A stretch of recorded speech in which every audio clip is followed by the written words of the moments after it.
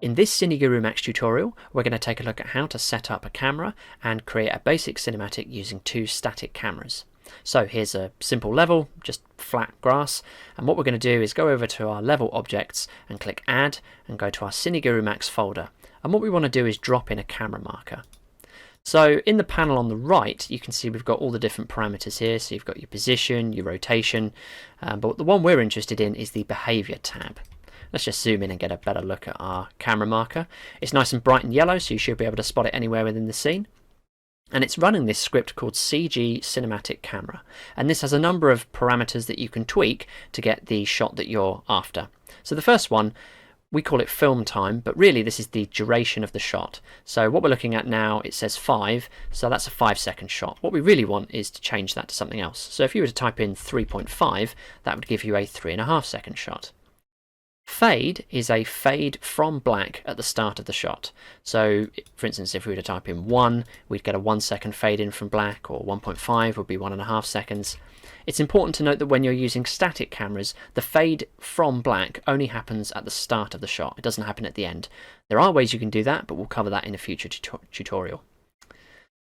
Then you've got these two sliders, FLS and FLE. So that stands for focal length start and focal length end. So this is basically how zoomed in is this shot. Is it a wide shot or is it a very tight shot?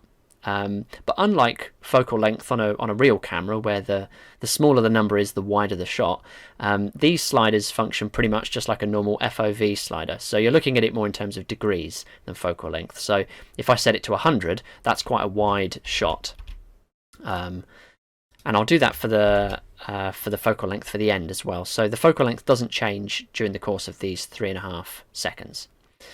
So let's say that's it. We're done. This is all we want, just a static camera, and we want to now trigger this. So the way we do that is, again, we go back into the level objects and we go over and drop in a Cine Trigger Zone. So it's this small kind of clapperboard looking thing here.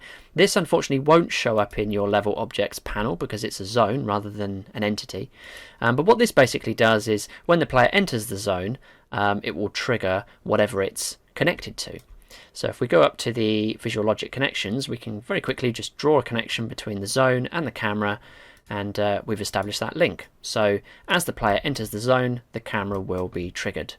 And just one last thing we're also going to do is just drop in a little bit of sand, just so we know where our trigger zone is. So let's go into test game, and as we go into the level, you can see we had our little fade up from black at the beginning and a 3.5-second shot, and then we're done.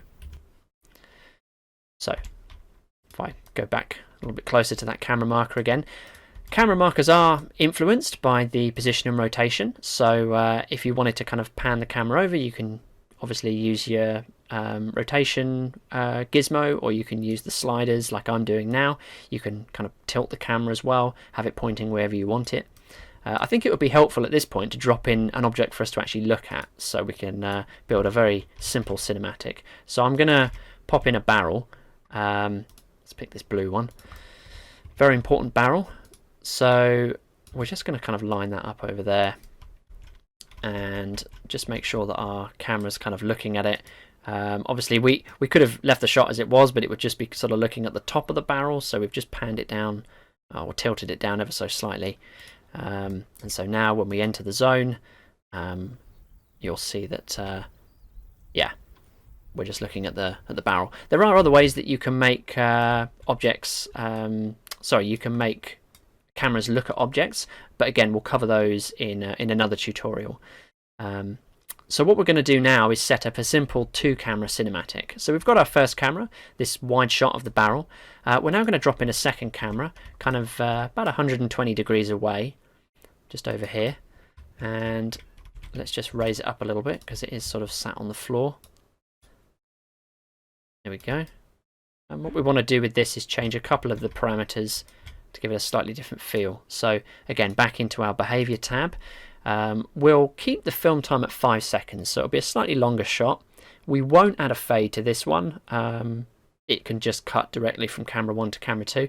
But what we will do is we'll change the focal length, and we'll change it throughout the shot. So at the start of the shot, we'll have quite a wide focal length of, let's say, 80. At the end of the shot, we'll set that to 50. So that means that over the course of the 5 seconds, we're actually going to zoom in on the barrel. because it's very important. And all we need to do to kind of tell this camera to kind of cut to its neighbour is draw a connection to it. So we've now established a very simple sequence. The player enters the zone, it triggers camera 1, and when camera 1's finished, it then triggers camera 2. So let's just take a look at what that looks like. So we've got our wide shot looking at our barrel, and then we've got our zoom in on our very important barrel. So that's how you can set up a basic cinematic using just static cameras. But in the next tutorial, we're going to have a look at how you can set up moving cameras.